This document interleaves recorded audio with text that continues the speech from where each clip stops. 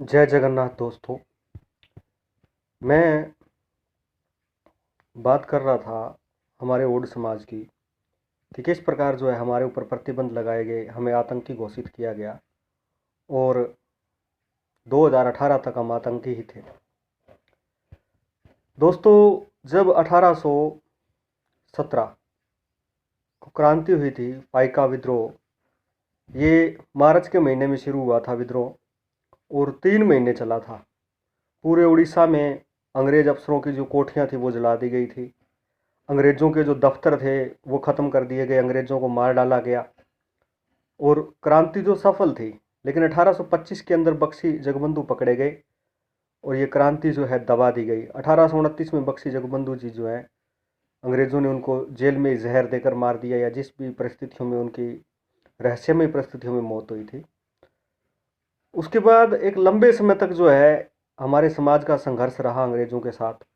लगातार जो है छापामार युद्ध प्रणाली जो होती है, गोरिल्ला वार प्रणाली जो होती है, देश के तमाम हिस्सों में लोग जो है अंग्रेज़ों का मुकाबला कर रहे थे, क्योंकि हमारे पास एक संगठित सेना नहीं थी। इसलिए जिसके पास जो भी था वो उसी से ही अंग्रेज़ों का जो है विरोध करने पे लगा हुआ था।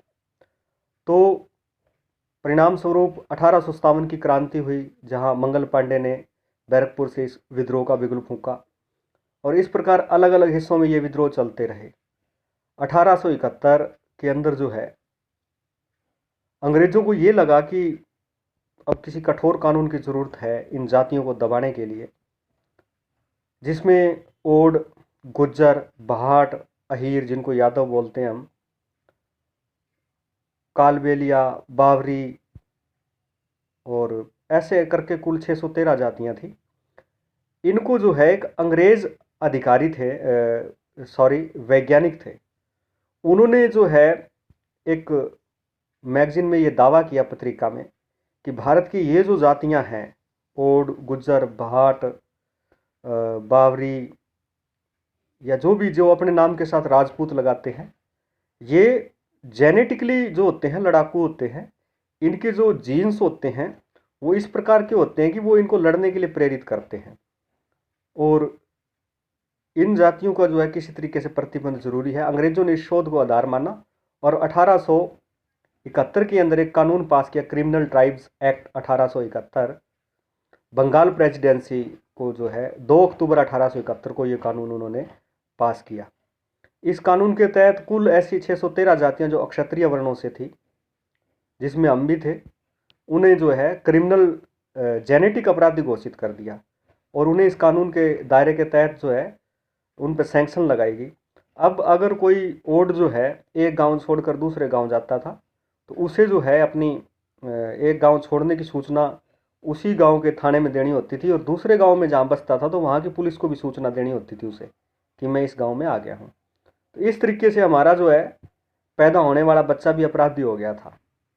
तो ये कानून जो है अंग्रेज़ों ने हमारे ऊपर थोप दिया। लंबे समय तक ये कानून हमारे ऊपर चलता रहा। इस कानून की जो प्रस्तावना है या जो आधार दिए गए हैं उसमें ये लिखा गया है, जो मैं आपको हिंदी में ट्रांसलेट करके बता रहा हूँ, कि ये वो जातियाँ हैं जो अपने साथ हथियार लेकर चलती हैं। ये वो जातियाँ हैं जो अंग्रेज़ों के विरुद्ध विद्रोह करती हैं। ये वो जातियाँ हैं जो मतलब जेनेटिकली लड़ाकू हैं, इन्हें लड़ने का शौक़ रहता है, या ये मतलब ये कह दूँ कि मार्शल कम्युनिटी है। ये जो है ओड समाज के लिए या बाकी जो 612 जातियाँ थी उनके लिए लिखा गया। अब जो लोग ये कहते हैं कि ओड लड़ाकू नहीं है या क्षत्रिय नहीं है, तो वो इस कानून को ठीक से पढ़े जो इसका हवाला देते हैं। और इसके साथ ही एक गंदा शब्द जोड़ा गया, जराइम पेशा लोग, यानी गलत काम करने वाले लोग हैं ये तमाम के तमाम। तो ये हमारा एक अपमान था पूरी जातियों का। तो इस तरीके से ये कानून पास हुआ और लंबे समय तक जो है ये बना रहा। 1947 में जब भारत आज़ाद हुआ तो इस कानून को ज्यों का त्यों रखा गया, इसको तोड़ा नहीं गया। बाबा साहब भीमराव अम्बेडकर जो थे उन्होंने इसका मतलब विरोध किया कि ये जो थे 613 जातियां हैं जिनको बाद में आरक्षण का लाभ दिया गया, इनको जो इस कानून से निकाला जाए। लेकिन पंडित जवाहरलाल नेहरू, जैसा कि आप सभी को पता है, पंडित जवाहरलाल नेहरू जो कांग्रेस कमेटी का अध्यक्ष नहीं थे भाई, कांग्रेस कमेटी ने जो है वल्लभ भाई पटेल को भारत का प्रधानमंत्री चुना था, जो इलेक्टेड थे। लेकिन पंडित जवाहरलाल नेहरू थे सेलेक्टेड थे, वो इलेक्टेड नहीं थे। कांग्रेस की जो कमेटी थी उसका चुनाव था वल्लभ भाई पटेल। तो ये जो जवाहरलाल नेहरू थे ये धक्के से प्रधानमंत्री बने थे, इनको सिलेक्ट किया गया था, इलेक्ट नहीं किया गया था। तो इन्होंने 1952 में इसकी कानून की पुनर्समीक्षा शुरू की पंडित जवाहरलाल नेहरू ने। और 1954 में जो है क्रिमिनल ट्राइब एक्ट को हबचुल ऑफन एक्ट में बदल दिया कि ओड जो हैं वो जेनेटिकली अपराधी नहीं है, आदत से अपराधी होते हैं।